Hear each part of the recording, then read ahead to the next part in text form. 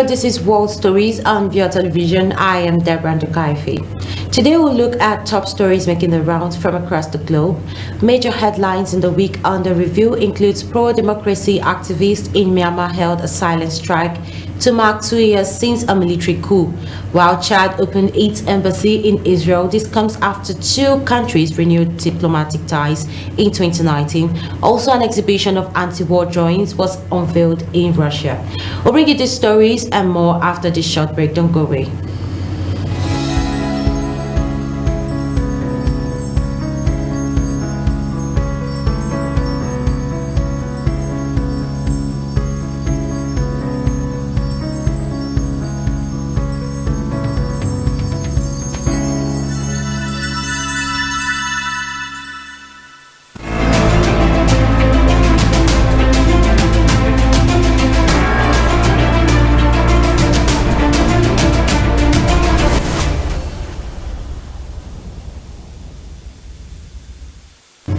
And we begin with the African scene. Equatorial Guinea gained its first female prime minister after Manuel Bote was appointed to the post by President Teodoro Basogo. Bote had been the Minister of National Education, University Education and Sports since August 2020. She was also the Vice Dean of the Faculty of Letters and Social Sciences at the National University of Equatorial Guinea. Bote replaces former Prime Minister Francisco Asue, who held this position for nearly 8 years.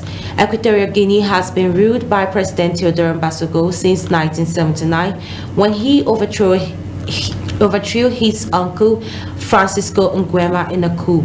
Now 80 years old, Teodoro is the world's longest serving head of state, excluding monarchs. Chad opened its embassy in Israel. This comes after the two countries renewed diplomatic ties in 2019. Meanwhile, President Mahamat Debi visited Israel and met Israeli Prime Minister Benjamin Netanyahu in Jerusalem. Chad, which has a majority Muslim population, cut ties with Israel in 1972. Netanyahu's office said the two leaders will officiate the opening of the embassy, but did not mention where it would be located, although most countries have kept embassies in Tel Aviv. In recent years, Israel made a big effort to improve diplomatic relations with several African countries. Hamas Islamists who govern Gaza began demolishing 62 houses at Al-Shati refugee camp as they widen the territory main coastal road with Egyptian and Qatari funding. Most of the affected residents accepted financial compensation totaling some $3 million in exchange for giving up their homes. Hamas government spokesperson Salema Maruf said, but a handful has refused, instead facing down a move they say is destroying their community. Every morning for around a week, families, and many of them refugees in Gaza from 1948 conflict following Israel's creation, watched as their houses were reduced to rubbles. لو كل متر بتعوضني في شنطة الذهب وجامد بيع شراء لا أقول له لا. أنت إيش ما بدك تعوضني؟ أنت ماخذ روحي. أنا ابن بحر زي السمك. بدك تطلعني من منطقة بعشقها، وين بدك توديني؟ لا يمكن يعني أنا كمواطن مش متصور اللي بصير، إنك تهجرني وتطلعني.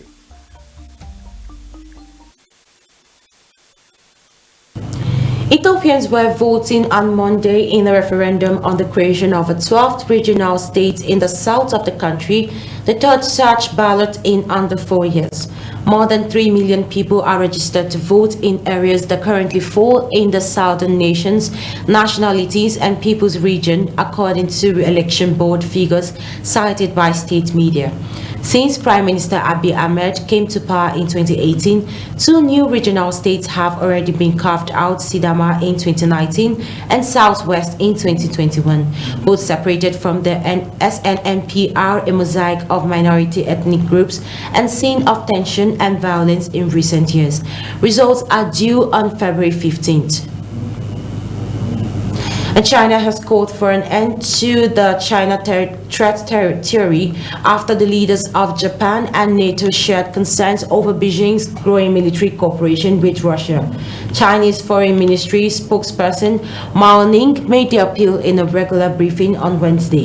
Japanese Prime Minister Kishida Fumio met with NATO's Secretary General Jens Stoltenberg in Tokyo on Tuesday, and the two leaders pledged to strengthen their partnership in the face of Russia's invasion of Ukraine and rising competitiveness with China. Mao said Japan would earnestly draw lessons from history and stick to the path of peaceful development and refrain from undermining the trust among countries in the region or regional stability. She also said the Asia-Pacific region is not a battlefield for geopolitical contest and does not welcome the Cold War mentality. 北约一方面声称自己是不断加强同亚太国家的军事安全联系，渲染中国威胁，有关动向应当引起地区国家的高度警惕。中国始终是世界和地区和平稳定的维护者，在热点问题上，我们始终积极劝和促谈，推动局势降温。北约应当认真思考自己为维护欧洲安全发挥了什么作用。我想强调的是，亚太不是地缘争夺的战场，不欢迎冷战思维、阵营对抗。Pro-democracy activists in Myanmar held a silent strike to mark 2 years since a military coup. Protesters had urged the public to remain indoors and for businesses to close for Wednesday anniversary. The call came as the UK, US, Canada and Australia announced fresh sanctions against army-linked firms. According to the UN, more than 1.2 million people are displaced from their homes. Is using what it has, which is brute force, used indiscriminately to attack anything that they think is a target. And that often means shelling villages, it means burning down villages, it means shooting civilians.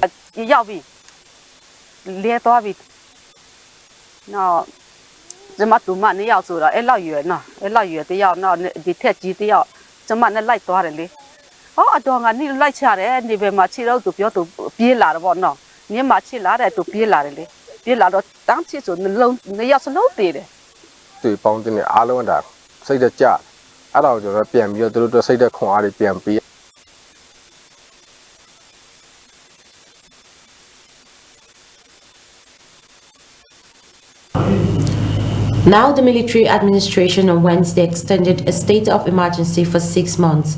It had previously said the country was facing unusual circumstances, prompting fresh doubt over its pledge to hold an election this year.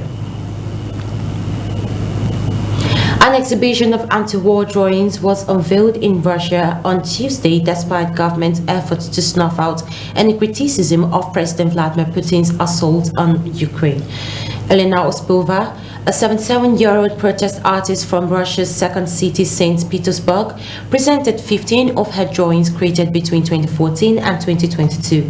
Since the start of the military campaign in Ukraine, all public criticism has been outlawed, including the war's war and invasion.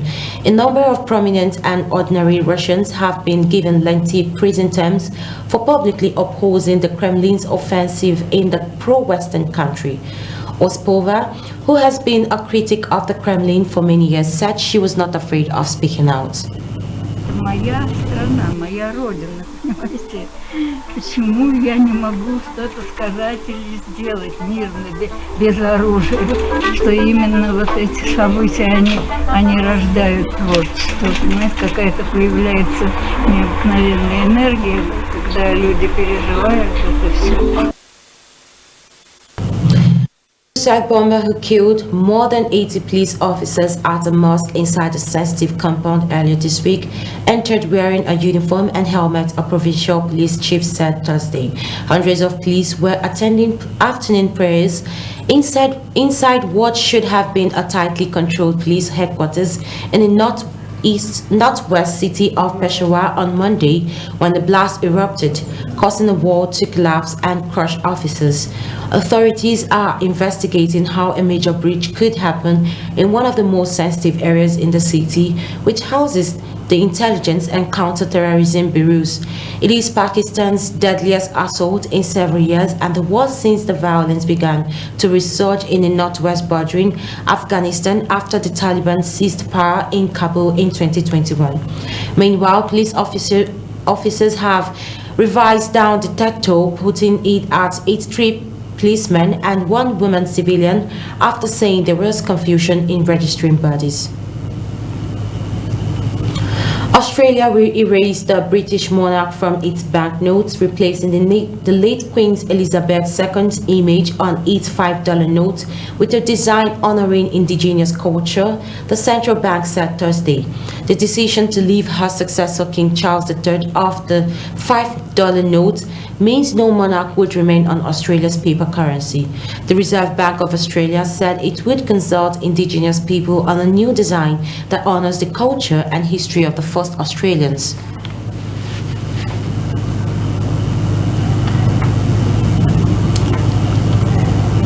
Anymore. I think that's excellent. We're in Australia. We need to be a republic.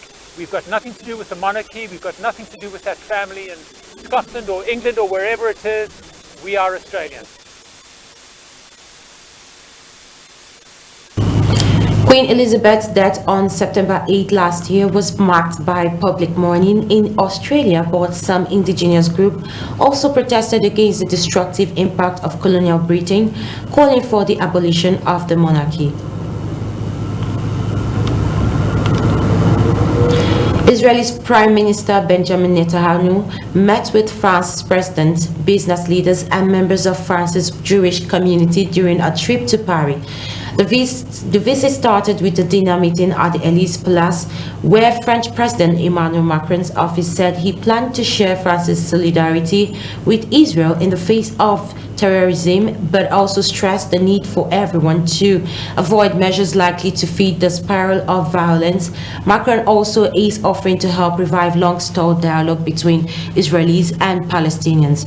Pro-Palestinian activists plan a protest in Paris on Saturday to decry Macron's decision to host Netanyahu at such a volatile time in the Middle East conflict. Demonstrators said they will also protest prison conditions in Israel for Palestinian militants, including solidarity, confinement, and limits on family visits.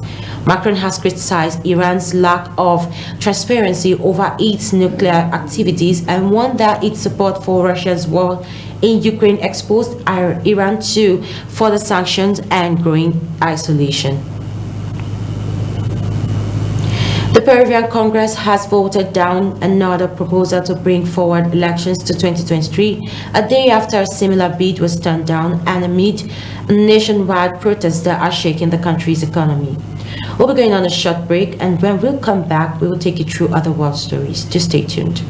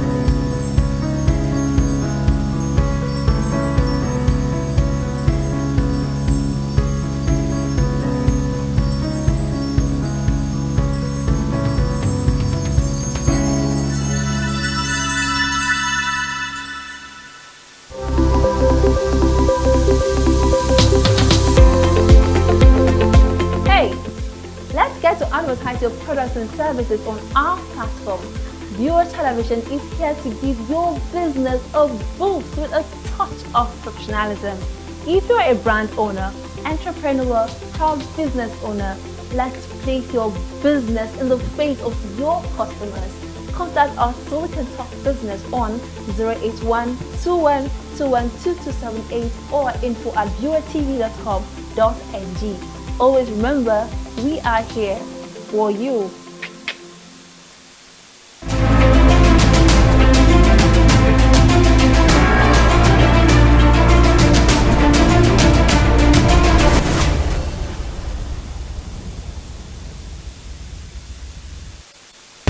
Welcome back to World Stories on Viewer Television, where we'll bring you a summary of top stories around the globe through the week. Moving on.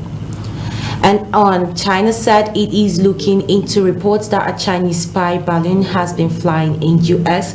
airspace and urged calm, adding that it has no intention of violating the territory and airspace of any sovereign country.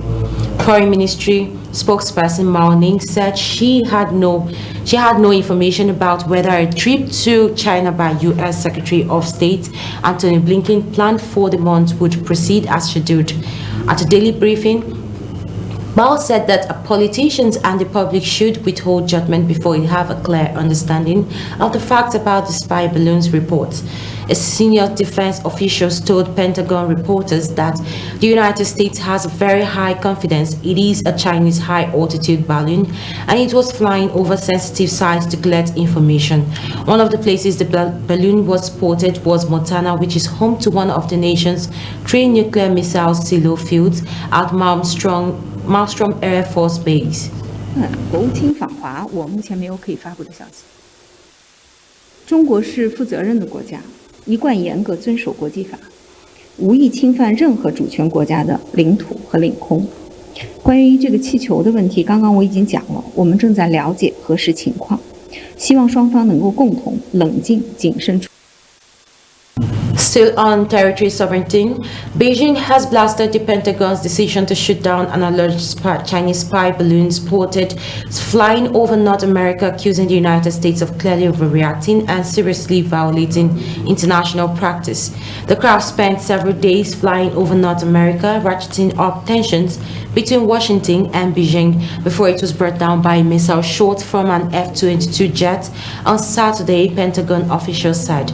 U.S. Secretary of Defense Lloyd Austin called the operation a deliberate and lawful action that came in response to China's unacceptable violation of sovereignty.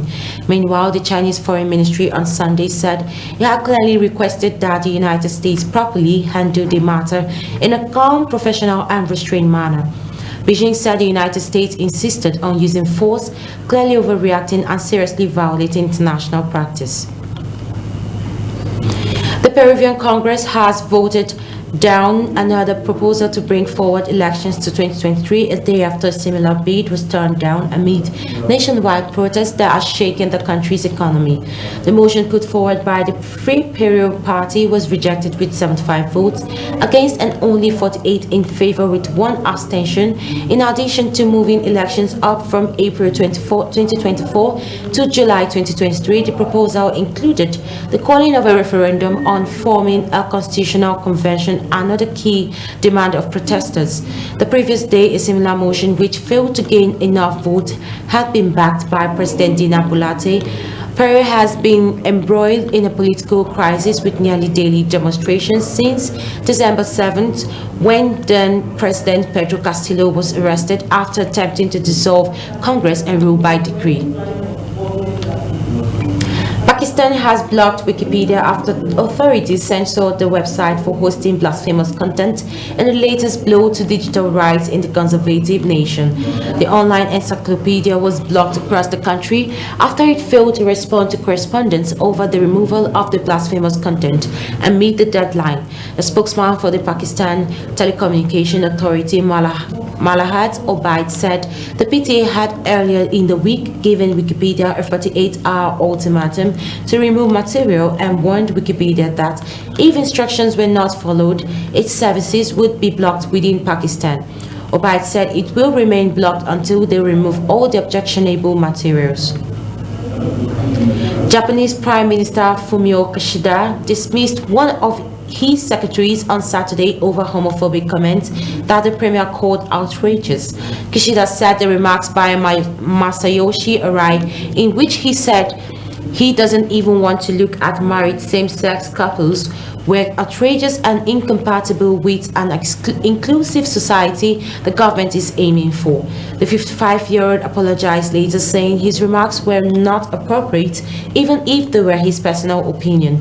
This dismissal is a further blow to Kishida's government, which has faced plummeting approval ratings since last year. Japan is the only nation in the group of 7 industrialized countries not to recognize same-sex marriage, although recent media polls show a majority supports such unions. At least 23 people have died in hundreds of forest fires whipped up amid a blistering heat wave in south-central Chile, senior government officials disclosed. Deputy Interior Minister Manuel Monsalve noted that 979 people have been injured in the fires. Monsalve further said 232 wildfires were still active on Saturday, including 16 that began earlier in the day. Meanwhile, the government of President Gabriel Boric extended a state of disaster to include the southern region of Araucania. The regions of Nobu and Biobío were already under disaster designation. The move allows Boric to mobilize the military to help battle the fires as the death toll continued to rise. Now, rescue workers were searching by sea and air for 9 people missing after a fishing boat capsized in waters of South Korea's southwestern coast, authorities said on Sunday. The 24-ton vessel overturned in waters off the coast of Sinan County late Saturday night, according to the Interior Ministry. 3 crew members were rescued by a nearby boat, but 9 others, including 2 foreigners, remain missing, the ministry added in a statement. More than a dozen vessels and 3 aircraft from the Coast Guard and the Navy had been deployed to search for the missing boat, it said. President Yoon Suk-yeol urged maximum effort for the rescue operations, urging the mobilization to widen the search area, his office said. Mali's ruling junta has revealed that it was expelling the head of the Human Rights Division of MINUSMA, the UN mission there, giving him 48 hours to leave the country. The decision comes after Malian rights activists last month denounced the security situation in the country in a speech to a UN gathering and accused the regime's new Russian military partners of serious right violations. The Foreign Ministry had declared Guilherme Andali, head of MINUSMA Human Rights Section, persona non grata, said a statement issued by government spokesperson Colonel Abdullahi Maiga. Andali had taken it upon himself to decide who were the representatives of civil society, ignoring the authorities and national institutions, the statement added. The MINUSMA was set up in 2013 to try to stabilize Mali in the face of the growing threat from jihadist fighters, but the security situation has continued to deteriorate in West African countries. Now, more than 1,300 people were killed when an earthquake struck central Turkey and northwest Syria in one of the most powerful quakes in the region in at least a century, while a second powerful shake hours later threatened to overwhelm rescue efforts. 2,000 more people were injured as the quake wiped up entire sections of major city in a region filled with millions of people who have fled the civil war in Syria. The magnitude 7.8 quake, which hit in the early darkness of a winter morning, was followed by a second 7.7 quake in the middle of the day on Monday, as rescuers in both countries were still attempting to search for survivors. Hundreds were still believed to be trapped under rubble, and the toll was expected to rise as rescue workers searched mounds of wreckage in cities and towns across the area. Hong Kong's largest national security trial opened Monday with 47 pro-democracy figures accused of trying to topple the government. Now, defendants, who include some of the city's most prominent activists, face up to life in prison if convicted of conspiracy to commit subversions for involvement in an unofficial primary election. The case is the largest to date under the national security law, which China imposed on Hong Kong after huge democracy protests in 2019. 本來咧就係每個民主國家地區啊都會有嘅呢啲嘢，但係我唔明點解會喺香港會發生咁嘅事咯，即係初選都會犯法嘅咁樣。As a sign of our commitment to democracy, human rights and rule of law.